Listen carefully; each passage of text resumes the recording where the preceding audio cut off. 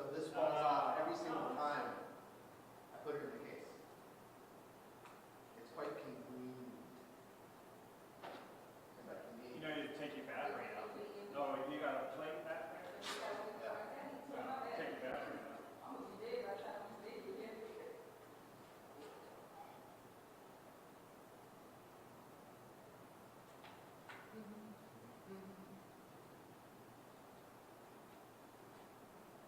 And Jonah's coming back with a stand. Oh boy.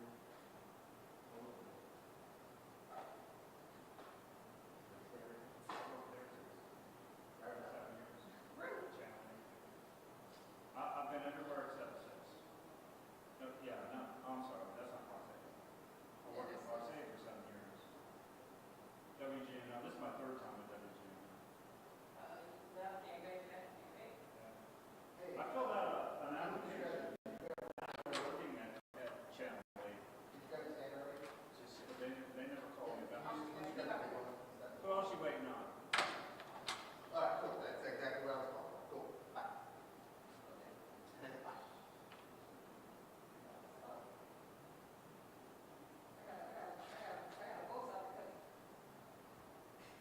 Hey, it's Matthew with I have a question here. I don't know if they want to take it or not. I brought it up just in case.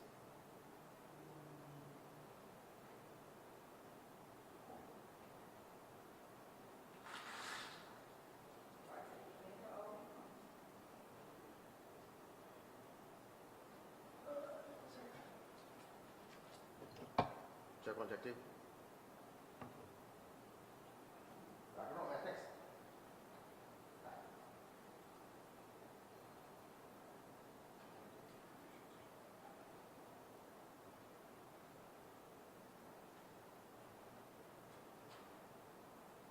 Hey, it's Matthew. Hey, would you mind rolling to you five just in case they want to be a person? They told me that they didn't want, they told me that they didn't want to stream it, but I just want to make sure that someone was in just in case.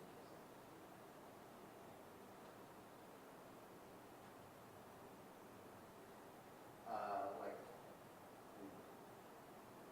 now. If you don't have enough, space to work, it's fine. If you want it, you can have it. Can't do it. It's the DA presser. We need to stop though. We found out.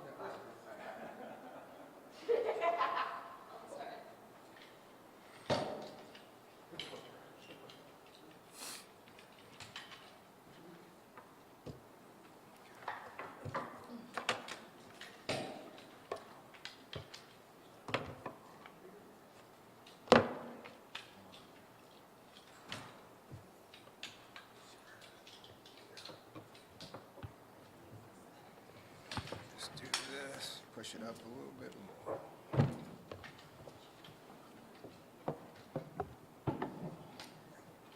You don't want to phone? Hmm? You don't want to split up?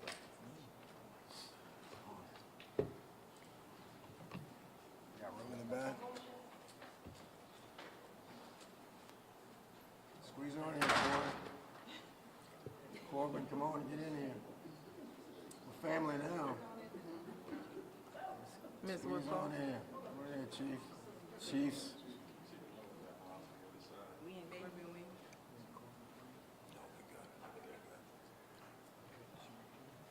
Yep.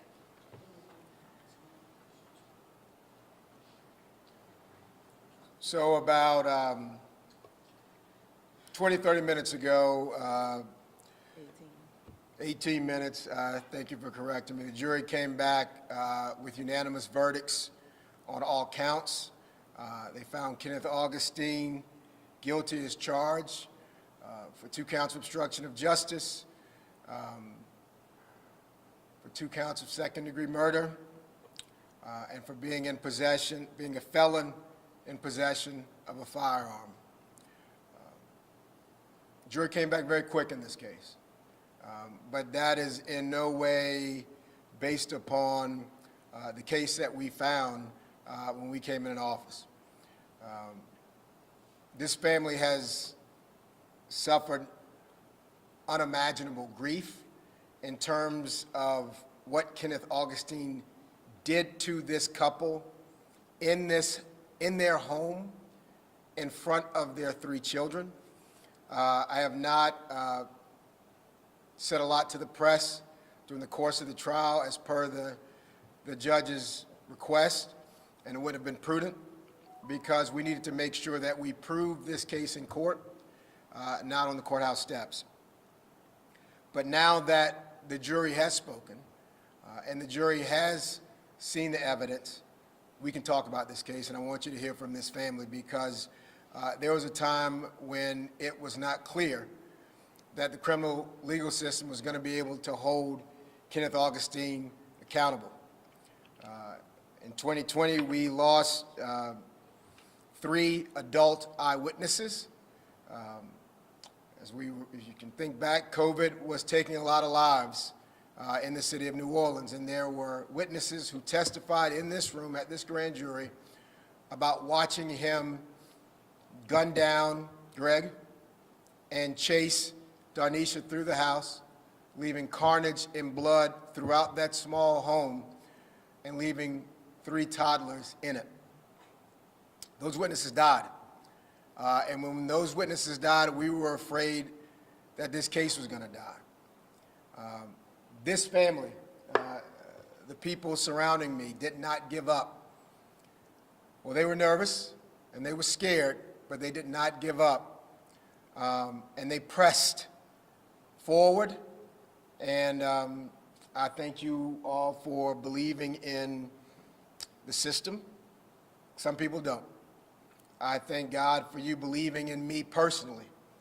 I thank God for you believing in these 2 young men, Corbin Bates and Corey Tassin, 2 lawyers, 2 young lawyers in this office who were in law school when Kenneth Augustine took the lives of this couple. There are no words to describe the carnage that he caused. But there are words to describe the 2 young people who came forward. A little girl who was 3 years old when she saw her mother and father murdered. And she couldn't muster the words to say his name in court. She couldn't muster the words to point him out in court. But she knew the name Kenneth, and she knew he had a gun when he was in that home, and she described him as having a purple shirt in that courtroom. And another young man who was probably 10 or 11 when this happened. He left his high school class and came to court because he knew he saw what happened in that house. And he wanted his words to count.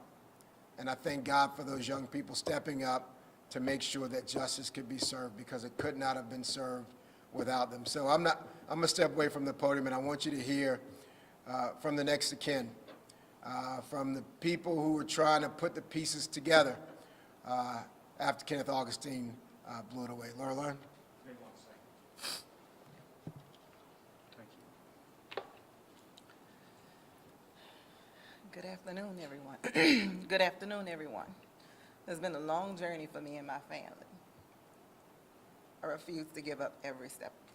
I just never gave up, no matter what road, what road, what dead end we came into, no matter if we were falling into a hole and I felt like I was sinking many days trying to figure it all out, how to come up with some solutions to support the district attorney and his office, and watching Corbin grow from a baby in the courtroom, because when I first started coming to court, I watched Corbin along the way, and he was always truly remarkable in providing information to me. Even in his early stages, he possessed that. And my Miss Melissa, my assistant, my advocate, very wonderful woman, and I deeply appreciate her because there was always a constant line of communication with her. Sometimes I wouldn't respond right away to her because I do get overwhelmed a lot. I do get involved in my emotions, and of course, My life has changed dynamically. My husband and I and my daughter, our lives have changed so much in having to care for my grandchildren, nieces. So with that being said, my life has changed so much that I'm not able to focus and give the attention to some people that I would normally be able to give because I have 3 little ones. And I have my own kids, and I do have a large family before the grandchildren came along. So with that being said, yeah, it's been a long journey. I also want to thank the judge for all the times that I kind of beat him up on the back end. I appreciate the hard work and hard times that I might have given everybody along the way. I don't know, y'all have any questions for me other than? When you heard guilty, what was your reaction? How was that feeling? Was it a sigh of relief or like, finally this is over? Absolutely. I gave a strong, hard, long fight to seeking justice for my son, Gregory Heisser III, and my daughter-in-law, Darnisha Desilva. And hearing guilty in the first count, I knew what was following. I do my homework. I'm always asking questions. And with that being said, I kind of knew what was going to happen from there. And I expected all counts to come back as guilty at that point. But that was the relief that I needed in that moment, to know that every trip to the DA's office, to the criminal court building, none of my time and energy was wasted. And I would do it all again if I had to.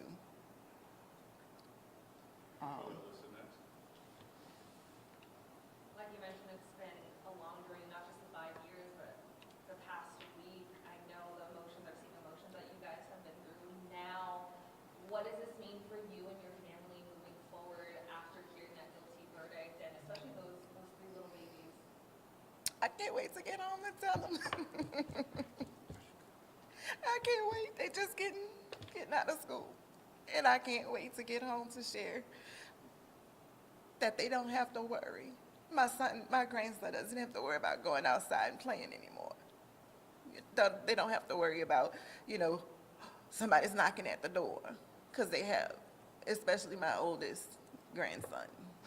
He suffers with his PTSD. And I work really hard. My husband works really hard at giving all of the kids a sense of security so that they can have some type of normalcy aside from what they've been through already. So yeah, I look forward to just being able to tell my grandchildren the good news.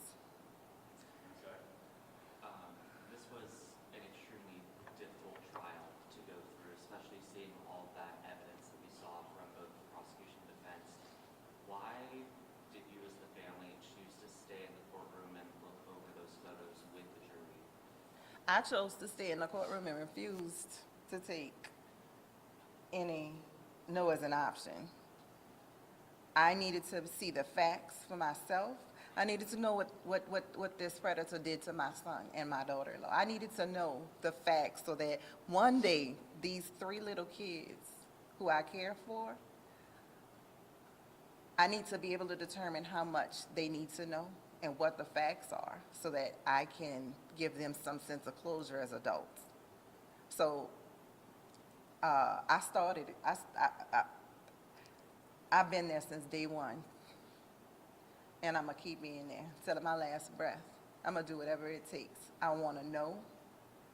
And the facts are important to me. And that's where I was going to find the true facts to be able to ensure that they get the answers they need in time.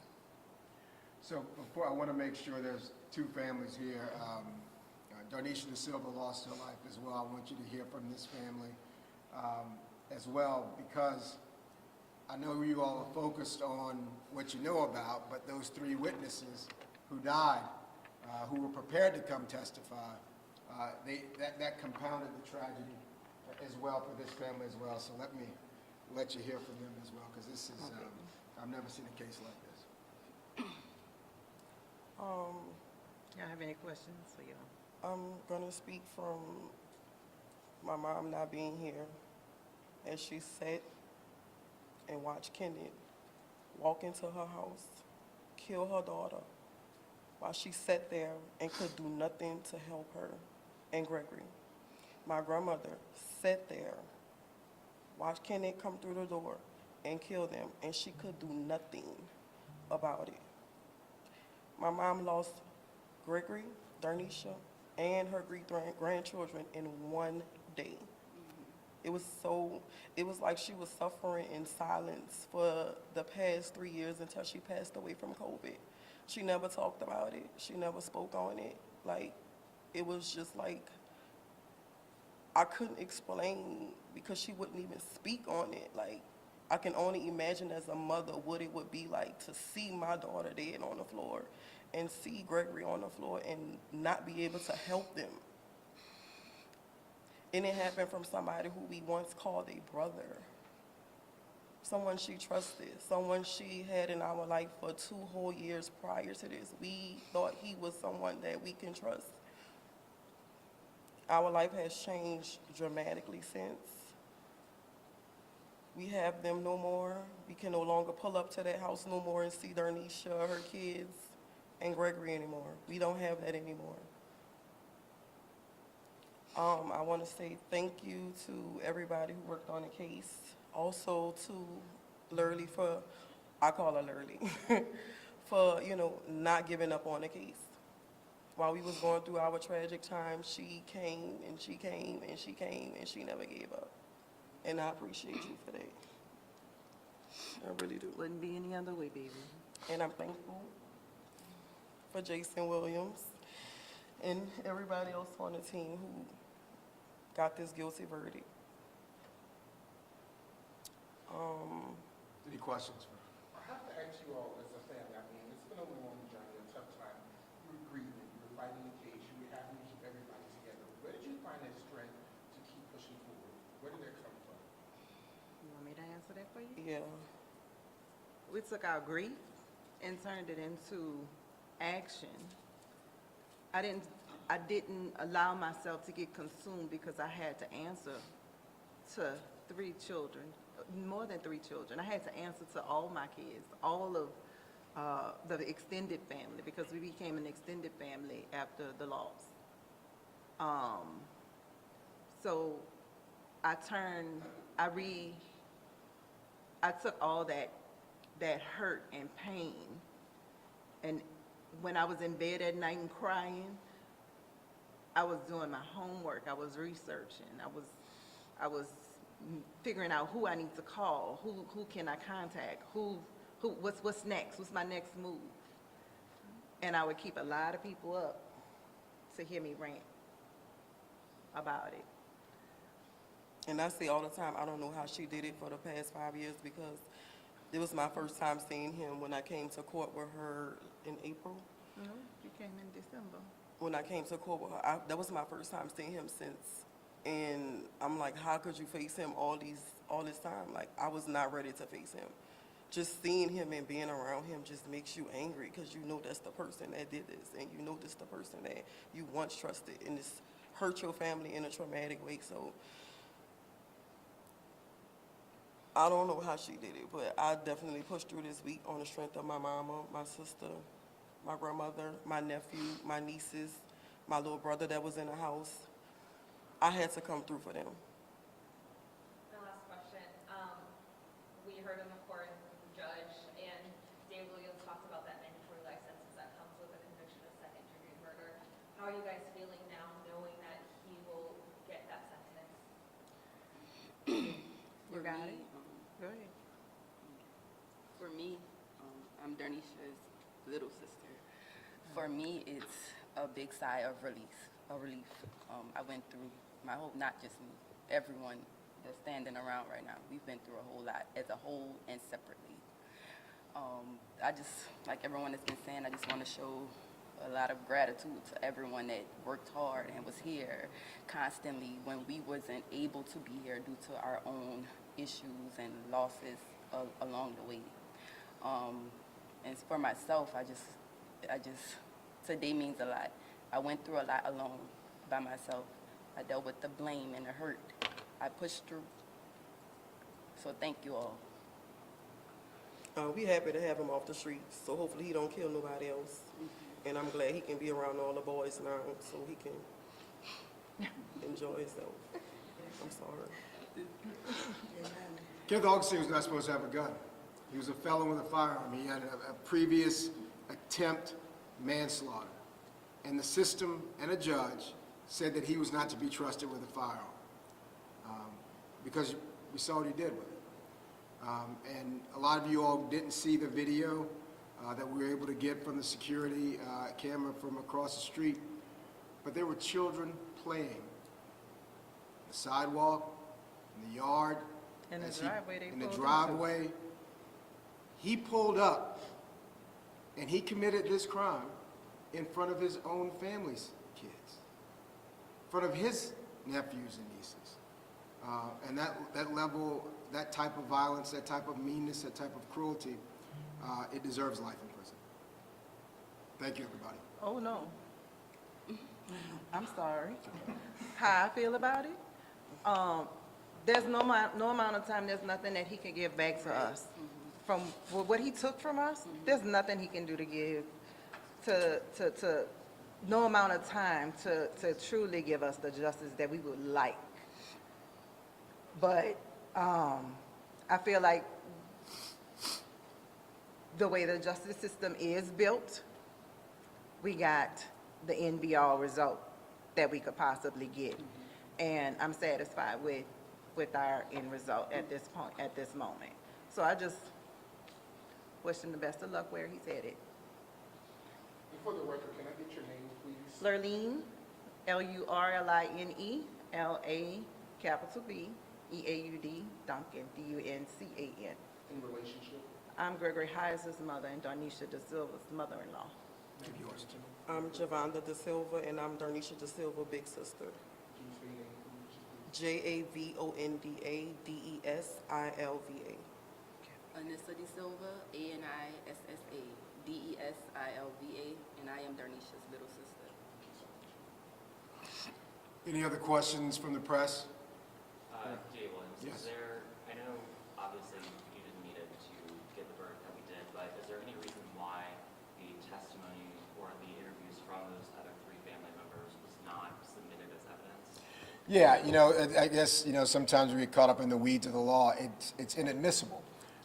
These three adult witnesses came before the grand jury, which is a secret process that is not open to the public, and they testified that they saw Kenneth Augustine commit these crimes. But they passed away before they could get to court and provide that testimony in court and have it be subject to cross-examination. You see, and so Kenneth Augustine thought he's going to get away with murder because these people died. He thought because they were not going to be able to testify in court, he thought that was going to be his get-out-of-jail-free card. He was prepared to plead guilty when they were alive, and when they were no longer available, he thought he would play chicken with the court. There was a time when we did not know what our path was going to be, Corbin and Corey. We didn't know. Through some very diligent work of a young man who was in law school, when this crime was committed, it was a Rule 20 in this office when he first met you, he hustled.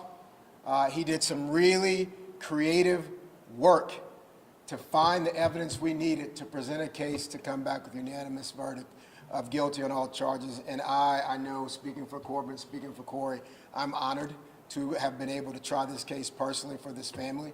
When we lost those witnesses, I promised you that I was not going to hand this off to someone else without me trying a case with no witnesses. And I'm just honored that this family trusted this office to deliver. and I'm so proud of this team, not just the lawyers, but everybody, the victim witness assistants, the trial advocates, the folks who took care of this family day in and day out. When our backs were turned to them because we were focused on the jury, focused on the evidence, there was a whole team of people that had their arms around this people, making sure they could get in and out of court safely, because that's not guaranteed. Thank you.